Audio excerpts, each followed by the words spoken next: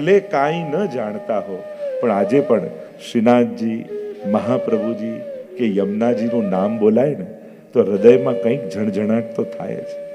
એ વૈષ્ણવનું લોહી જ્યારે વહેતું હોય ને શરીરમાં, ભલે નોલેજ ન હોય, જ્ઞાન ન હોય, બધાને એવા સંજોગો ન મળ્યા હોય કે બધું શીખવા મળે કે જાણવા મળે, પણ એ લોહીમાં વૈષ્ણવતા વહેતી હોય ને, અને દુનિયાના કોઈ પણ ખૂણે ક્યાંક યમુનાજીની જય સંભળાઈ જાય, ક્યાંક મહાપ્રભુજી કે શ્રીનાથજીનું ચિત્ર દેખાઈ જાય તો કંઈક વૈષ્ણવ હૈયું ઝણઝણવા તો લાગે, અરે આપણા શ્રીનાથજીનું ચિત્ર અહીંયા તો છે.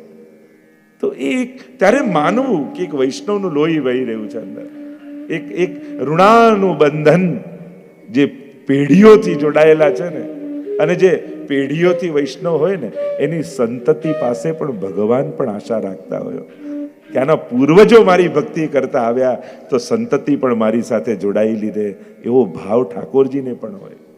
એટલે કદાચ બહુ ન જાણતા હોઈએ, આપણે કાંઈ બહુ ભક્તિ ન કરી હોય, પણ વડીલો જે ભક્તિ કરતા હોય ને એને પકડી રાખે, કારણ કે એ પ્રભુના આશીર્વાદ આપણા કુળ ઉપર હોય છે.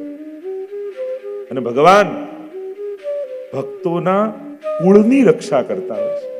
જો પાંડવોને મહાભારતમાં આદિમાં તમે જુઓ, ભાગવત જુઓ, પરીક્ષિત મહારાજે કયું પુણ્ય કર્યું?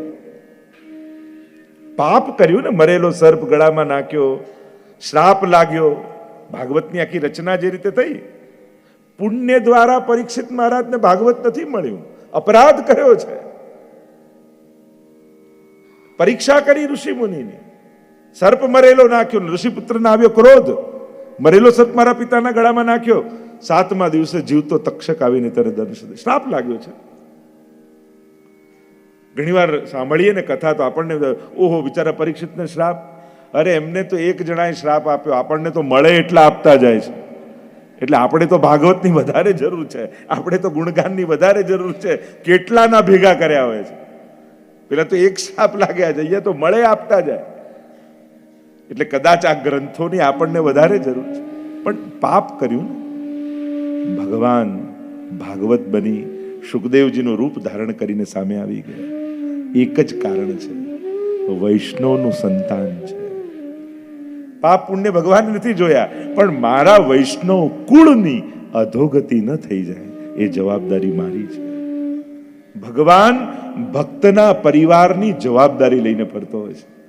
એટલે કદાચ સંતતિ ઘણી વાર કે અમે તો કાંઈ એવું કર્યું નથી તો અમને લાભ મળે છે, અને તમારા વડીલો માળા ફેરવી ગયા છે, એનું ફળ ઠાકોરજી તમને આપે છે.